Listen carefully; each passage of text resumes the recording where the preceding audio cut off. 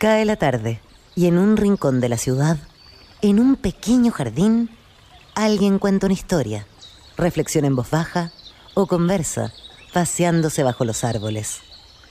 Es hora de volver a casa, bajar la velocidad y darle tiempo al tiempo. Christian Warnken nos abre la verja de su jardín para que respiremos aire puro y oxigenemos el espíritu. En Pauta, aquí comienza Desde el Jardín. Una presentación de Fundación Irarrázaval, desde 1920, al servicio de la educación, humanismo y técnica. Lo esencial de toda exploración será volver al propio jardín y ver las cosas por primera vez, decía el poeta T.S. Eliot. Queridos y queridas radiovidentes que nos están escuchando en Antofagasta, en Temuco, Valparaíso, Viña del Mar, los que nos siguen en Santiago, los que nos siguen por pauta.cl o a través de Spotify. Estoy abriendo la verja de madera de mi jardín, se escucha el sonido de los pájaros aquí, de los queltegües y bandurrias en este sector precordillerano donde me encuentro. Y como todos los lunes me gusta cruzar al patio de la escuela que está al lado de mi jardín y sentir la vibración, la energía tan maravillosa que es la energía de una escuela viva, una escuela de niños y niñas, de donde se encuentran profesores y estudiantes en la aventura de aprender y de enseñar. Y siempre que cruzo a este patio de la escuela me encuentro con ella y escucho su voz. Muchas de las cosas que hemos menester tienen espera, el niño no. Él está haciendo ahora mismo sus huesos, criando su sangre y ensayando sus sentidos. A él no se le puede responder mañana, él se llama ahora. Él se llama ahora. Hemos comentado varias veces el sentido de la urgencia que tiene Gabriela Mistral de la educación. Es presente, es ahora, no se puede esperar, dilatar. Hay que hacer cambios, reformas, mejorías, hay que hacerlas ahora, porque el niño es ahora. Voy a leer un bello y breve fragmento de la oración del estudiante a la gracia. Gabriela Mistral se refiere a esta virtud, la gracia. Hacer clases con gracia, enseñar con gracia. Yo te invoco, Señor, dueño de la gracia, al empezar mi trabajo. Entre ella a mi aposento cerrado y ponga sus manos sobre mí. Sin la gracia, mi estudio sería un jadeo, y yo no quiero faena con gemidos. Dé a mis pensamientos suavidad de óleos, pues no los amarán si tienen las asperezas de las limas. Alumbre ella el tanteo de mi inteligencia, como un relámpago blanco. Le dé la calidad de las fragancias seguras para que conozca las cosas por traspasadura inefable. Revélese su presencia en el trabajo fácil y feliz, y vence en mí a la torpe pesadez de la carne. Cruce por mi mente como cruzan los niños por la tierra. Parte diciendo Gabriela Mistral en este bello texto tan típico de su prosa, en que usa adjetivos nuevos, palabras nuevas o arcaísmos muy antiguos. Esta idea de que sin gracia, sin este espíritu de la gracia, el estudio sería un jadeo, dice Gabriela Mistral. Cómo la gracia alumbra la inteligencia como un relámpago blanco. Y también el hecho de que ella haga una oración antes de empezar la clase, invocando la gracia en la enseñanza, en la clase que va a tener que dar. Estoy sentado aquí en el patio de la escuela y junto a mí una colega, una profesora, una pedagoga, profesora de artes plásticas, hace clases de robótica en el Instituto Hebreo. Ustedes me preguntarán, ¿qué tiene que ver una profesora de artes plásticas con robótica? Se lo vamos a preguntar obviamente a ella. Ella es semifinalista del Global Teacher Prize del año 2022, Alejandra Mesa en Desde el Jardín. Alejandra, un gusto de sentarme contigo a conversar aquí en la escuela, al lado de mi jardín. Muchas gracias por la presentación, efectivamente. Aquí estoy, en robótica, viniendo del mundo del arte. Eso nos va a contar un poco cómo es ese paso del arte a la robótica. Y tal vez sería interesante que nos contaras, tú estudiaste pedagogía, entiendo, en la UMCE, Sí. en el antiguo piedragógico, como le llamaban en mi época, En mi época sí, también, soy de esa Sí, época. también eres de ese mismo tiempo. Sí. Bueno, un lugar mítico, ahí fue el pedagógico, por ese lugar en la década de 60, 70 anduvieron muchos poetas, escritores, pensadores, filósofos, fue un lugar muy clave en el desarrollo de la cultura y la educación chilena. Eh, eh, a ver, ¿cómo llegaste a estudiar pedagogía en artes plásticas primero? ¿Cómo te encuentras con la vocación? Que es la primera pregunta que le hago a todos los colegas con los que converso aquí en el jardín. Nada, pues desde chica siendo la profesora con mis amigas del barrio, y bueno, en el proceso fui eh, dándome cuenta de que me gustaba mucho ir a la escuela, y tenía buenas notas, mis compañeros me pedían ayuda, yo los acompañaba, los ayudaba a entender lo que no habían entendido, y después, bueno, vienen los scouts también, me metí en el movimiento scout, fui guiadora, fui patrullera también en su minuto, guía de patrulla, etcétera. Entonces me di cuenta que me gustaba mucho este mundo de estar en contacto con los niños, con los jóvenes, y bueno, y siempre quise ser profe, así que ahí fue la primera opción, ser profesora. Fue tu primera opción, Alejandra.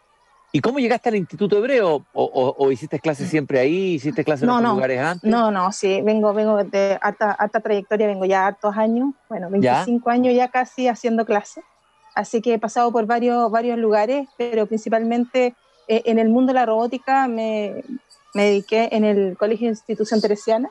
Allí formé el equipo de robótica del colegio hace 12 años, 12 años ya, casi 13 años. Principalmente mirando porque pasé del arte a la tecnología, o sea, ¿por qué llegué a hacerlo? Finalmente es porque, si no, a ver, año 93, pololeando con un informático, si no me metía en el mundo de la tecnología, yo no podía pololear un poco. Entonces ¿Ya? empecé a conectarme por él, por modem, por ejemplo, y a través de tal, el Messenger de hoy, o bueno, de hace un poco tiempo atrás, hoy día los chats de WhatsApp, por ejemplo. Entonces, bueno, me empiezo a meter en esto y me doy cuenta de que la tecnología podía llevarlas al aula, porque yo también estaba estudiando pedagogía y decía, bueno, esto va a ser top si yo esto lo llevo al aula. Y de ahí en el primer colegio que trabajé me dijeron, ¿sabes qué? No tenemos profesor de computación, tú te podías hacer cargo ya que estás metida en todo esto. Así que ya pues, empecé a hacer trabajo de computación, y en paralelo hubo la reforma de educación en ese minuto en donde sacaron la técnico manual y le pusieron tecnología.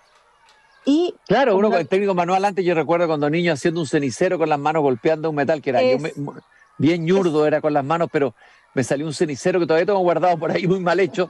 Y ese paso fue un cambio, ¿no? Fue exacto, importante. fue un cambio clave porque, claro, era solo la manualidad, el hacer, solamente por hacer, pero no había una trascendencia a lo que significaba la tecnología que iba más allá de saber cómo se hacía, cómo se podían resolver problemáticas, dónde se aplicaba la creatividad.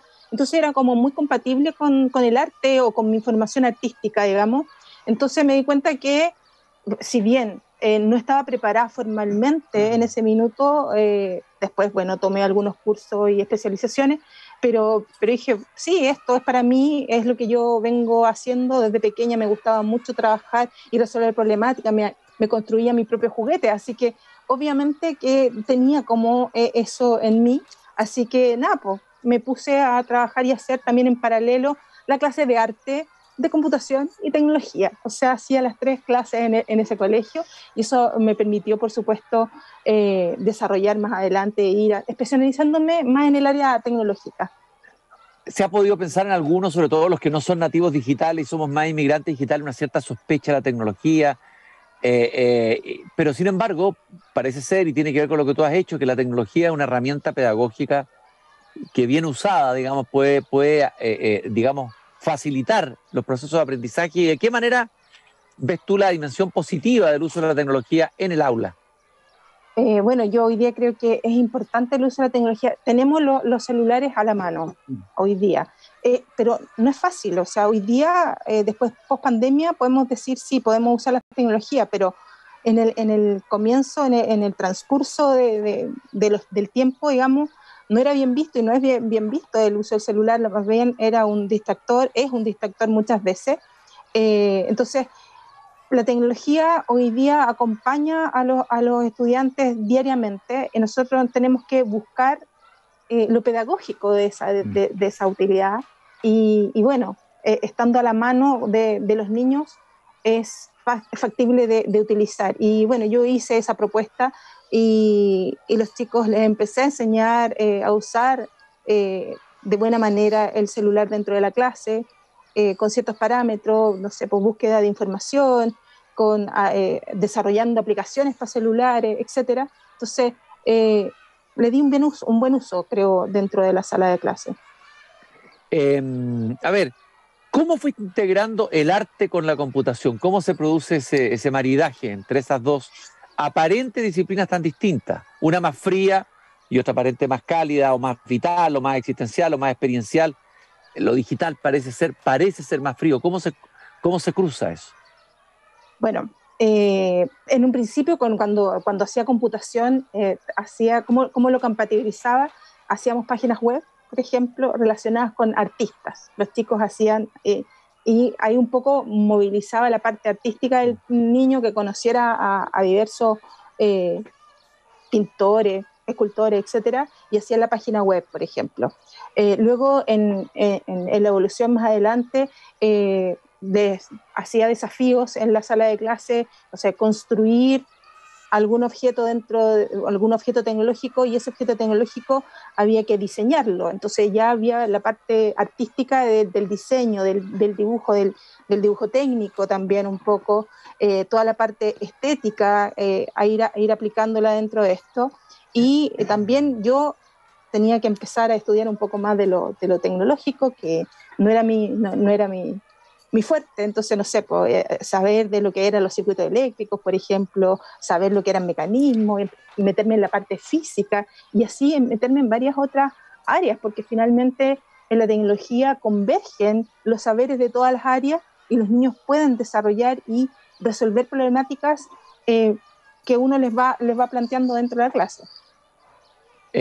A ver, de alguna manera entiendo que tú has trabajado con esta idea de una educación experiencial, o sea, que la clase sea una experiencia. Exactamente. Partamos de ese concepto y de esa idea, y cómo la ves encarnada en tu labor pedagógica.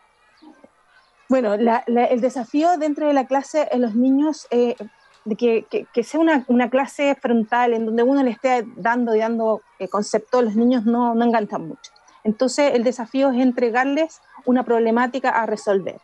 Por ejemplo, en robótica, que el robot mueva un objeto.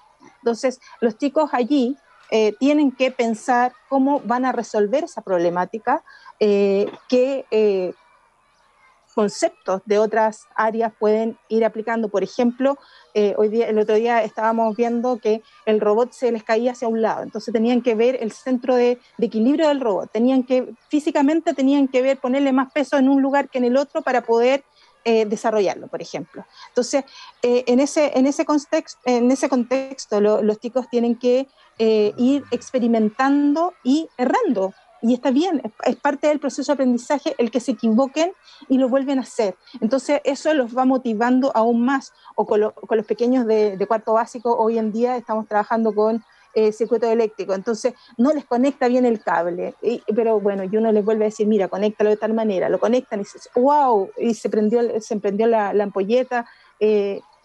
Para ellos eso es un descubrimiento y es un querer seguir sabiendo más. Entonces eso es lo entretenido de poder experimentar y experienciar, porque después no se les olvida más, después de cometer los errores ya lo internalizan y es un aprendizaje significativo.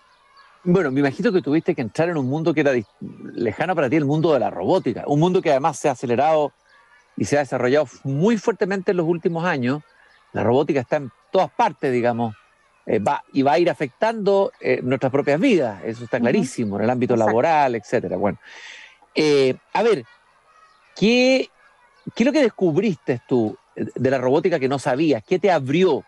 ¿Qué posibilidades te abrió? ¿Qué dimensiones te abrió el conocimiento de la robótica? Cuando comencé con el taller de robótica me di cuenta que la robótica en particular se pueden desarrollar muchas habilidades por parte de los estudiantes. Primero, trabajar en todo lo que es trabajo en equipo, porque hacer robótica solos no es, no es viable, digamos. Tienen que trabajar con otros. Entonces, es importante el desarrollo del trabajo en equipo, el ponerse de acuerdo con el otro, el trabajar los valores también de lo que ellos van aprendiendo, de lo que ellos van comunicando. También el poder trabajar la creatividad. ¿Cómo soluciono el problema que me están pidiendo? Me están pidiendo que el robot mueva una palanca. Ok, ¿cómo yo voy y soluciono esa problemática? Entonces, la creatividad, el poder conversar con el otro, cuál es la mejor estrategia para poder resolver esa problemática. Tenemos también, bueno, lo que hablábamos recién, la parte física, de saber que tiene que tener un peso adecuado, si no, no se va a poder mover, o saber cómo funciona una palanca, por ejemplo, que tiene un punto de apoyo, etc. Bueno, y así un montón de saberes que se van convergiendo en esto, y la robótica me ha permitido que los niños se entusiasmen en querer seguir aprendiendo, y además sabemos que tenemos que prepararlos para un futuro que ya sabemos que está lleno de tecnología, y tenemos que desarrollarles el pensamiento computacional. Entonces, para poder hacer que ese robot se mueva, ese robot tiene que ser programado, y esa programación tiene que ver con un lenguaje de programación que el robot recibe, y que ellos tienen que primero pensar un pseudocódigo, cómo hago que este robot se mueva, y luego ese pseudocódigo transformarlo en un código para que el robot lo pueda entender. Para tener un robot que funcione, me imagino que convergen en la robótica muchas disciplinas, ¿no? Tal vez eso también es muy interesante. Es decir, hay algo multidisciplinario en esto de la robótica. Por eso que, bueno, tiene una conexión con artes plásticas, puede tenerlo con la literatura, puede tenerlo con la ingeniería. ¿Cómo es esa...? Exactamente, eso es lo que promueve. O sea, hoy día se llama método STEAM, porque se agrega ciencia, tecnología, ingeniería, matemática, arte. Es porque tienen que venir los conocimientos de todas esas áreas, y por supuesto todos los niños no tienen conocimiento en todas esas áreas, y hay algunos niños que son más hábiles en la parte de programación, otros son más hábiles en la parte, digamos, de diseño, y la idea es que ellos puedan encontrar en sí, individualmente, sus propias habilidades y ponerlas en pos de este trabajo en equipo, porque principalmente en la robótica que yo desarrollo, que es con Lego, con los robots de Lego, generalmente es que ellos puedan trabajar en equipo y puedan resolver problemáticas todos juntos, de acuerdo a una temática también, porque ellos tienen que investigar problemáticas del entorno y desarrollar un proyecto que pueda solucionar una problemática real que hoy día podemos tener, la falta de agua, la falta de... O lo caro que puede ser hoy día las energías, por ejemplo, energías renovables, etcétera. Entonces, buscar alternativas y hacer que los chicos sean creadores y pensadores, por supuesto. Claro, pensadores, porque uno podría pensar que esto es muy mecánico, que es muy alienante, pero en realidad aquí también hay pensamiento, hay desarrollo del pensamiento. O sea, exacto. Me imagino que esa dimensión es importante. Es importantísima porque ellos les permite ir estableciendo conclusiones de lo que van realizando, de lo que van descubriendo. Ellos les permite también generar hipótesis, por tanto estamos haciendo algo de ciencia en eso también. Entonces prueban, realizan un prototipo, ven si resulta lo que ellos proponen, si no les resulta lo vuelven a hacer, y entonces iteran y van mejorando su conocimiento, y van mejorando lo que ellos quieren lograr con el robot en particular. El cruce entre robótica y artes plásticas. A ver, dame un ejemplo. ¿Cómo puede ser usada robótica en una disciplina como las artes plásticas? ¿Alguna experiencia que hayas tenido que sea interesante de compartir? Bueno, así como en sí mismo de arte con el robot, que pueda pintar el mismo robot, hacer que el robot, las ruedas, una vez pintamos ¿cómo podían hacer? Entonces tenían que hacer el recorrido, y el robot tiene ruedas plásticas. Entonces pusieron las ruedas con pintura, y los chicos hicieron que el robot hiciera un recorrido, y con las ruedas pintadas, por supuesto, iba dejando las marcas en el papel. Esa es una forma de poder hacer arte y robótica. Claro, quedó todo pintada las ruedas, pero se lavaron y no hubo ningún problema después. Estoy conversando en el Jardín con Alejandra Mesa, profesora de artes plásticas, de robótica, en el Instituto Hebreo. Estoy en el patio de la escuela, al lado de mi jardín. La robótica en pandemia, entiendo que ahí tuvieron una experiencia interesante y que la robótica tomó una dimensión inesperada en la pandemia, con las clases no presenciales. Exacto, bueno, primero tenía un equipo consolidado, por tanto ya sabemos cómo se desenvolvía los programas que estábamos realizando, las actividades que estábamos haciendo. Entonces, también desarrollamos trabajo en línea y participamos en un concurso en línea con robótica y con un robot digital, digamos, y también participamos con unas pequeñas que se quedaron en casa y nosotros estábamos en el colegio, que estaban, por supuesto, con el COVID, se quedaron en casa. Y una niña de sexto básico programó el robot desde su casa y nosotros lo teníamos en el colegio. Entonces el equipo no quería dejarla fuera, ella tampoco se quería quedar fuera, entonces nos conectamos vía WhatsApp y vía Zoom, y ella iba comandando el robot desde su casa. ¿Ya? Y el robot estaba en el colegio. Entonces los niños le iban dando información de por dónde tenía que ir del recorrido, le daban los parámetros de la mesa de juego, y ella lo controlaba de su casa. Entonces esto fue un hito para los niños, no solo para Mariana, que era la niña que lo hizo en casa, sino que para todo el equipo que estaba en el colegio, porque estaban haciendo lo que, no sé, hacen hoy día en la NASA, este manejo de los robots a distancia en el espacio, ¿cierto? Y que los manejan desde la Tierra. Es un poco eso, el símil de esa experiencia, y para el niño fue absolutamente significativo, y bueno, y para mí también, porque era probar una niña de sexto básico que tiene alrededor de 12 años, se podía trabajar con tecnología, usar la tecnología que teníamos en el minuto, que era el Zoom, la conexión a internet, y podía estar en la clase presente sin estar físicamente con nosotros. ¿Cómo se podría cruzar robótica con literatura, con humanidades, con filosofía? A ver, ¿ve alguna posibilidad? Es una pregunta que me hago, como profesor de lenguaje me hago esa pregunta. Mira, hoy día en primero básico estamos trabajando con las emociones y con los robots, unos robots que se llaman V-Bot. Entonces los pequeñitos están haciendo que, bueno, primero desarrollando el pensamiento computacional, porque tienen que mandar al robot que haga un recorrido, y en distintas partes ellos tienen esas emociones, y de acuerdo a esas emociones ellos dibujaron las emociones, y el robot tiene que seguir hasta el lugar donde se encuentra la emoción que él quiere dar a conocer. Entonces llega la emoción allí y él puede hablar. Entonces él puede hablar de esa emoción, qué le significa, por qué hizo el dibujo que hizo, etc. Entonces creo que se puede usar muy bien la robótica desde ese punto de vista para hacer una motivación, una conexión entre las letras, entre lo que ellos puedan contarnos un cuento, por ejemplo. Y eso es lo que estamos desarrollando hoy día en el Colegio Hebreo, desde primero básico a tercero básico, principalmente. Me imagino que hay lugares en el mundo donde esto está muy, muy desarrollado, o sea, donde deben haber avances muy importantes. ¿Tienes alguna experiencia interesante afuera con la robótica en los colegios que conozca, alguna experiencia que pudieras compartir?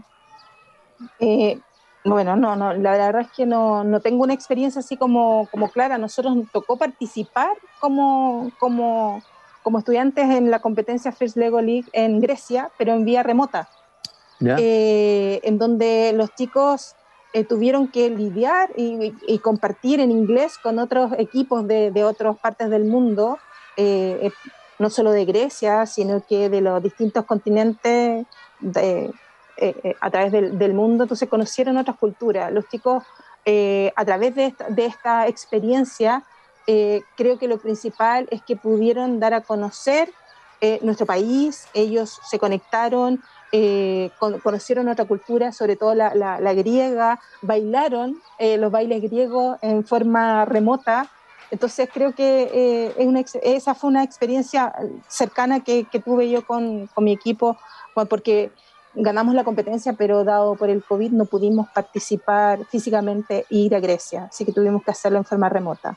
Oye, Alejandra, escuchándote hablar, evidentemente que pensaba en un mundo donde los robots van a ser parte de nuestra vida o nos van a reemplazar, no sé.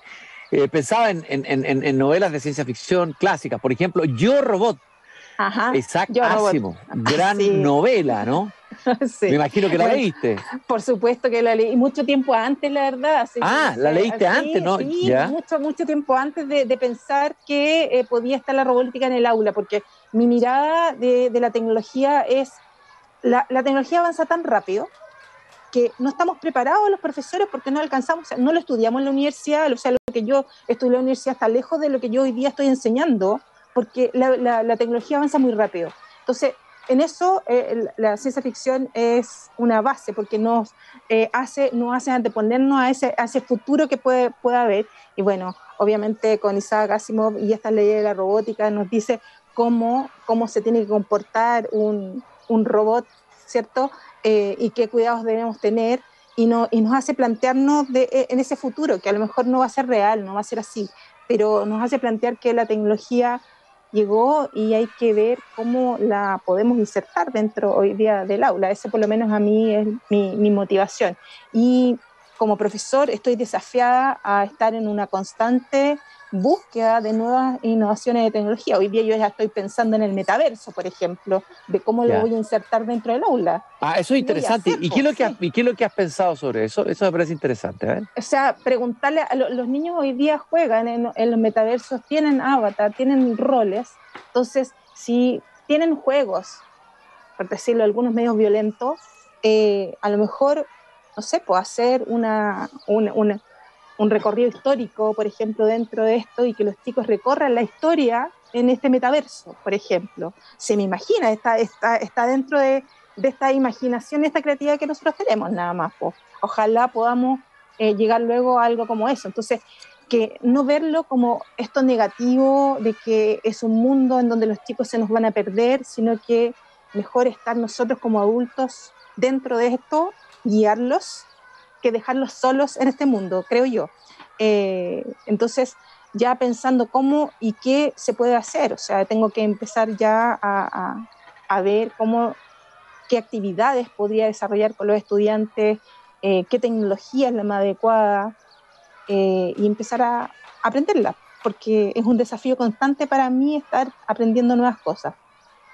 Y no hay un peligro, no vislumbra ningún peligro, porque claro, la tecnología tiene una capacidad de hechizar, tiene una capacidad de hechizo, de atracción, sí, por sobre la realidad, incluso sobre la realidad física. Hay un filósofo coreano que está pensando que vamos a entrar en el mundo de las no cosas, que vamos a entrar en lo que él llama la infocracia.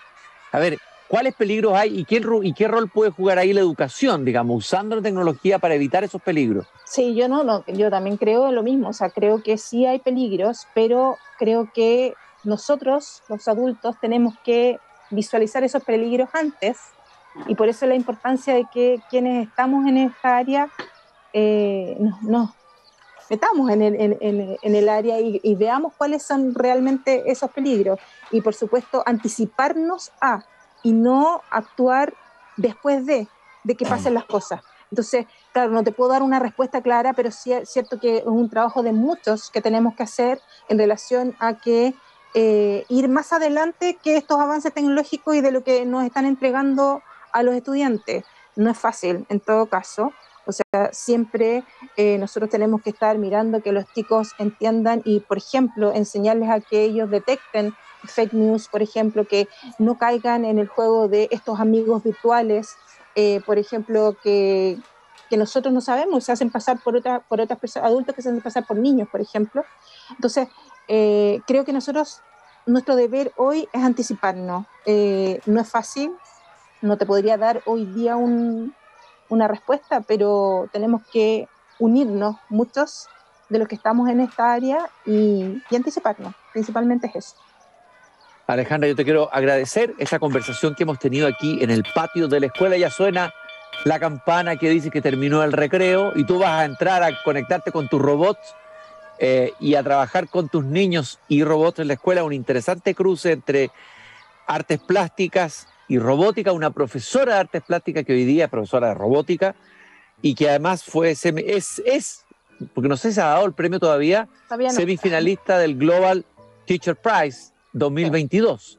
¿Y cómo te presentas ahí? ¿Cómo te presentan a ese concurso?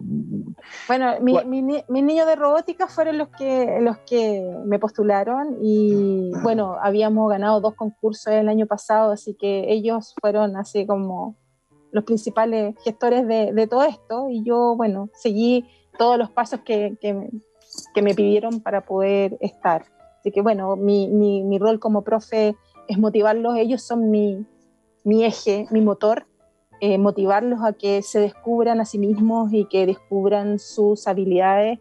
Y acá es acoger a todos los niños que tengan todos los intereses, no solo los intereses en el área de robótica, sino que entiendan que pueden descubrir con la robótica sus propios intereses, que incluso puede ser el arte, que puede ser la literatura dentro de esto. Así que están todos súper invitados a eso.